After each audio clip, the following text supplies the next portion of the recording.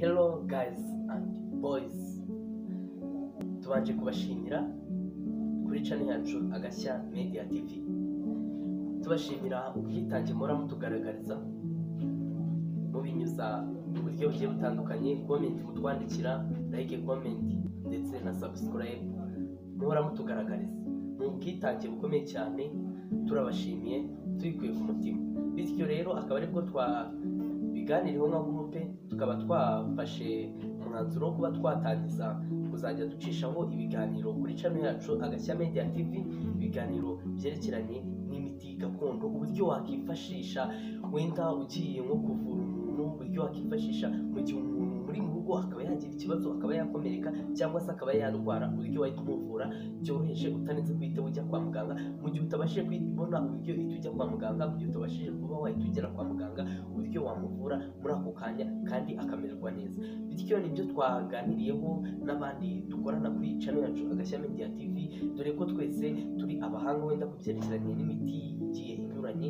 Bityo tukaba twafashe umwanzuro wo kuba twaza jya tunyuzaho ibiganiro. Bityo muratwihanganira, uyu munsi ni umunsi wa mbere tugiye kunyuzaho ikiganiro. Bityo tukaba twateguye kubanyuzaho ikiganiro umuti uvura sinezite, umuti uvura sinezite. Ariko muratwihanganira ku bimera turi bwakeneye ntabwo twaje uyu munsi, ariko ni ibimera byoroheje buri wese arabizi cyane, nta muntu waba utazi. N'urugero gapisine ni umuti kandi ndakeka buri wese yaba awuzi. Bityo akaba ariho turi bwifashishe n'ibindi bimera bigiye bitandukanye, ariko nabyo ni ibintu buri wese yabasha kuba yabona, si ibintu byo kuba waba utazi uburyo wabibura mu gihe utabizi, ariko mu gihe buri wese abizi araba yabasha kubibona. Bityo noneho ndakeka twatangira isomo ryacu. Murakoze cyane.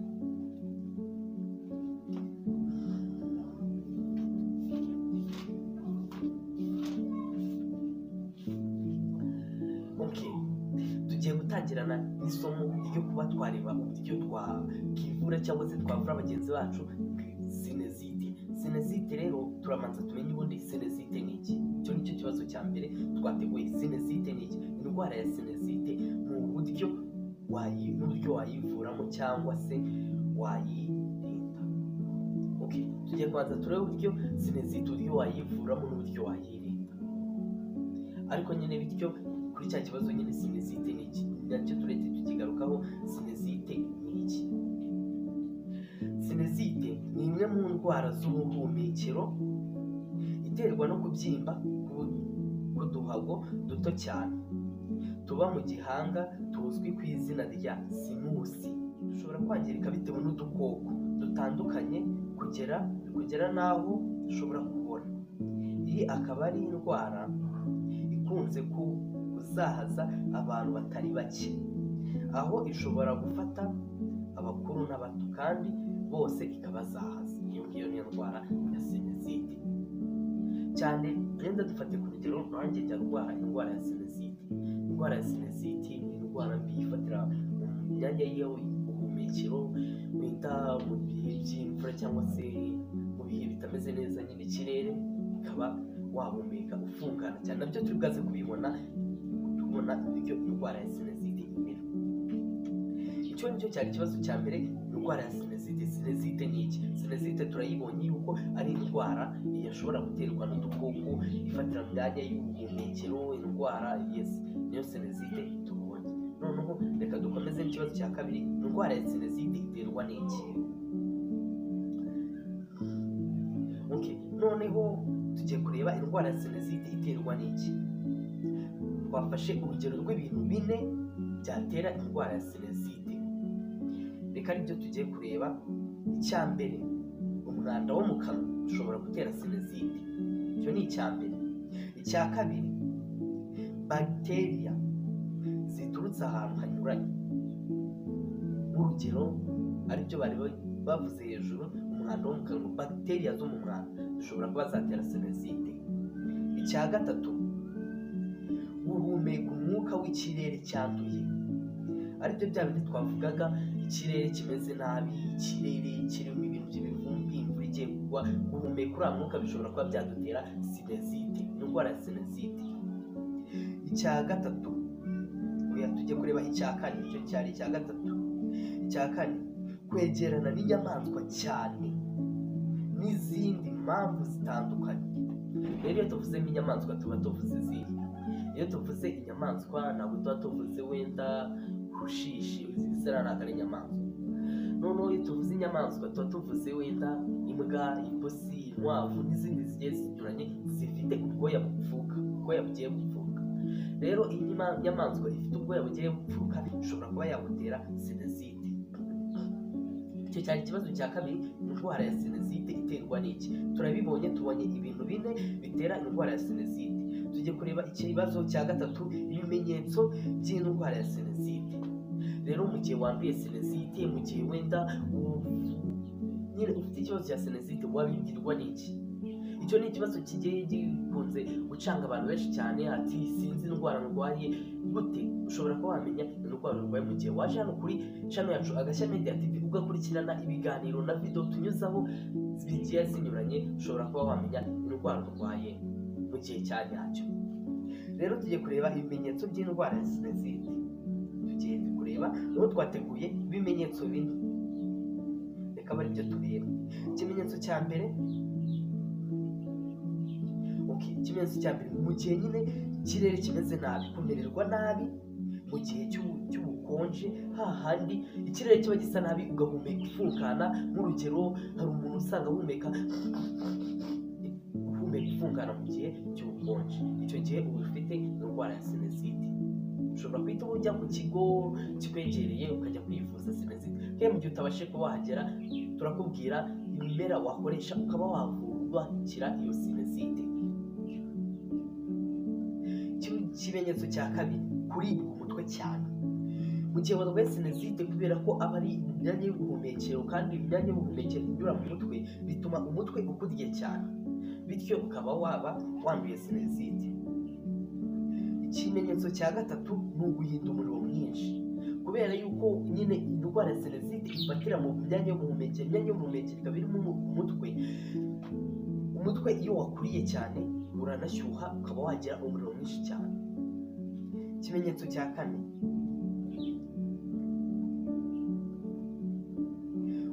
ikimenyetso cya kane ni uguhumeka nyine bigoranye cyane, ukazajya wafunganya mu mazuru, utarimo urabasha guhumekera mu mazuru, ugasanga urimo urahumekera mu kanwa cyane mu gihe cy'ubukonje no mu gihe kitari cy'ubukonje. Icyo gihe uba ufite indwara ya sinezite.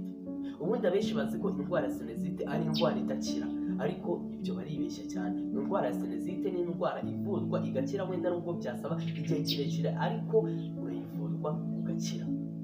Nibyo tugiye kubireba. Ikibazo cya kane kiravuga ati uko wakirinda indwara ya sinezite. Cyane reka tubanze turebera aho ngaho uko wakirinda indwara ya sinezite. Byose ubundi kwirinda biruta kwivuza. Kwirinda biruta kwivuza, ahubwo ndagarukaho cyane uko wakirinda indwara ya sinezite. Ari naho twahise dutegura ibintu bitanu by'uburyo wakirindamo indwara ya sinezite.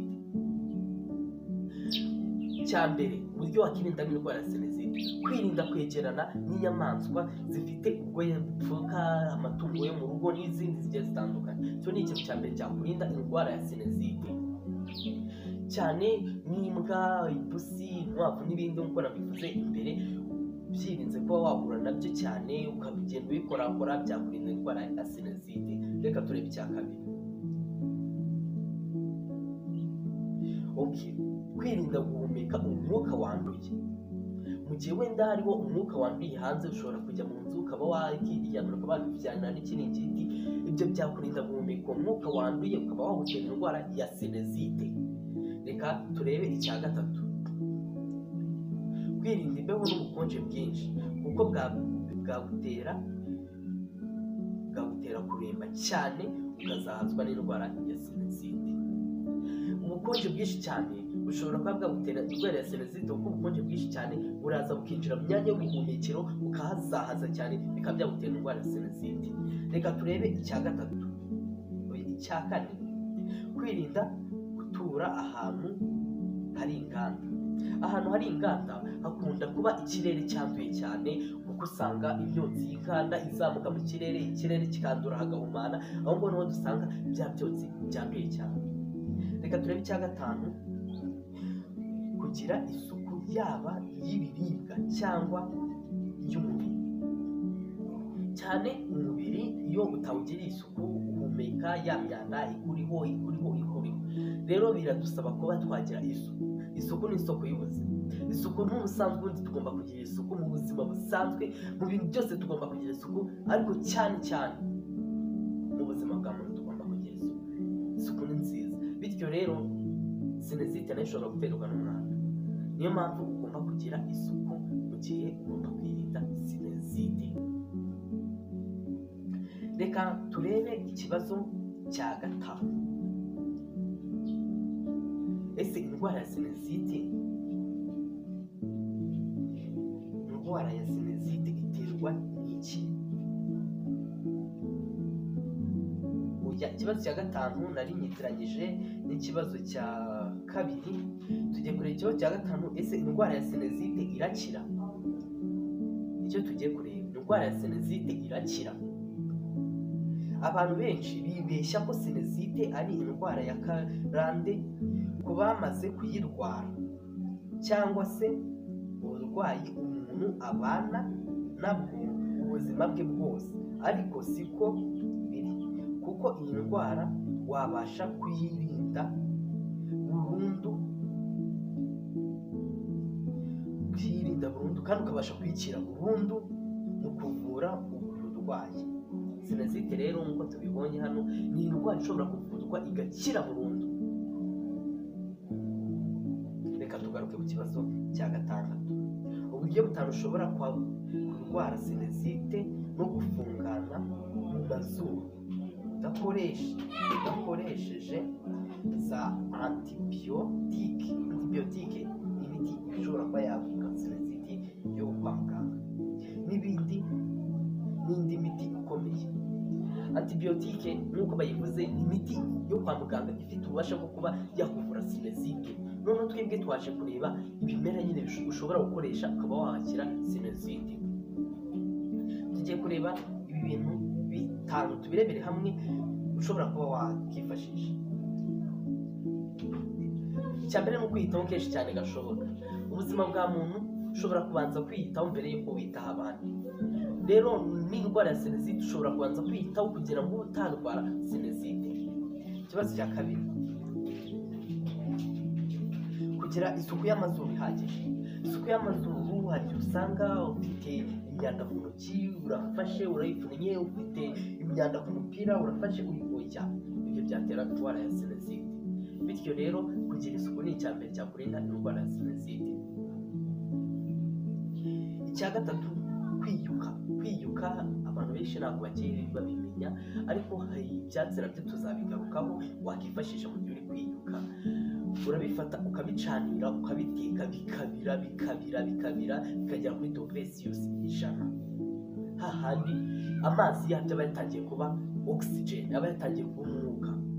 Bityo rero ugomba kuyacanira, ukafata ikiringiti cyangwa se ubuntu bukomeye ukabibikaho na ya safuriya, hahandi nyine wa mwuka w'ibyo ngibyo wacaniriye bizamuka bikujya mu mazuru, bigatuma ibingira by'ibiki biri mu myanya y'ubuhumekero bisohoka mu buryo busigara bumeze neza. Ibyo byatsi byo kwibikisha nibyo tuzagarukaho ubutaha.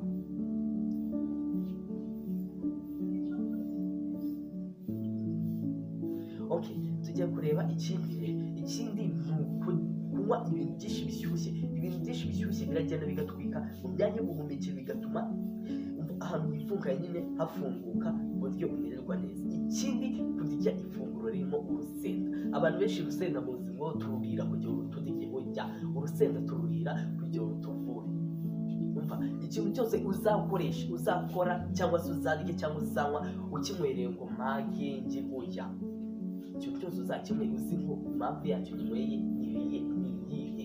Impamvu yo kurya urusenda rushobora kurinda sinezite. Reka turebe ikindi.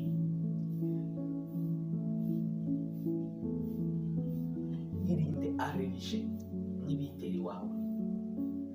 Sibyo, icyo ngicyo nacyo twakigarukaho. Allergie ishobora kuba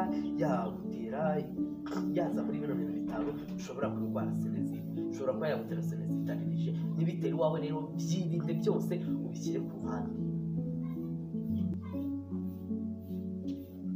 noneho ubwo tugiye kureba umuti uvura sinezite.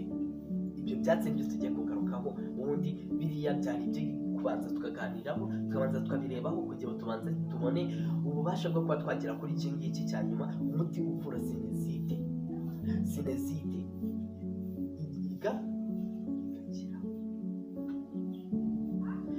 tujye kureba ibintu byavura sinezite igakira burundu ku bakuru n'abatoya, abakobwa, abahungu, abamama, ababyeyi, abapapa, abasaza, twese tuba twakeneye indwara ya sinezite.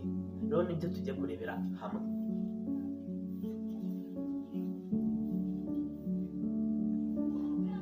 Ngiye kubibasomera cyane. Umuti ushobora kukuvura sinezite twabonamo gapisine, ukayikoresha uyirya muri salade, ukarya ibibabi 5, nibura ibibabi 5 mu gitondo, saa sita na nimugoroba, ubundi ukanywa amazi menshi ahagije, ukabikora mu gihe kingana n'amezi 2, iminsi 60, iminsi 60 buri munsi ubikora, ko amezi 2 akira iminsi 60 niyo twifashishije. Kandi dushobora no kwifashisha karoti. Buriya karoti nayo ni umuti ukomeye cyane. Karoti ivura ibintu byinshi cyane bigiye bitandukanye. Karoti mbisi ariko pana karoti zihiye. Karoti ushobora kuba wayirapa ugakamura amazi yayo ukaba wayanywa, ushobora kuba wayirapa, nabyo reka tujye kubibona. Dore ko tuyisangamo vitamine A, B and C, ariko ukayikoresha ari mbisi. Kandi karoti igira umunyu wa fer na magnesium. Ubwo tuba tugiye muri chemistry. Ugira umunyu wa fer na magnesium, n'igitunguru cy'umutuku kibisi, ukaba wabifatanya ari 3: gapisine, karoti n'igitunguru kibisi.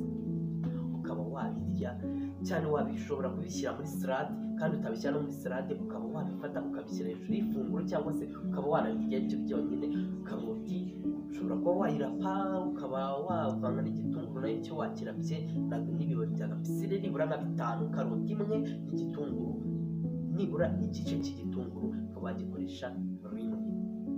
Bityo rero ushobora kuba wakirinda indwara ya sinezite ubikoresheje ibyo ngibyo mubwiye, gapisine, karoti ndetse n'igitunguru kibisi. Amezi 2 yonyine uba wakize indwara ya sinezite, ubundi ukahita umara nk'ukwezi uhumeka neza cyane, ukongera ukabifata nk'ukwezi kumwe, ukongera ugasiga ukwezi kumwe, ukongera ukabifata ukwezi kumwe, gutyo nyine ubundi ugatana n'indwara ya sinezite. Rero ikiganiro cyacu ni ahangaha tugiye kuba twagisubikira, ariko reka tubanze turebe muri bino bitabo twifashishije. Hari n'ubundi buryo. Icya mbere ni ugusenga Imana.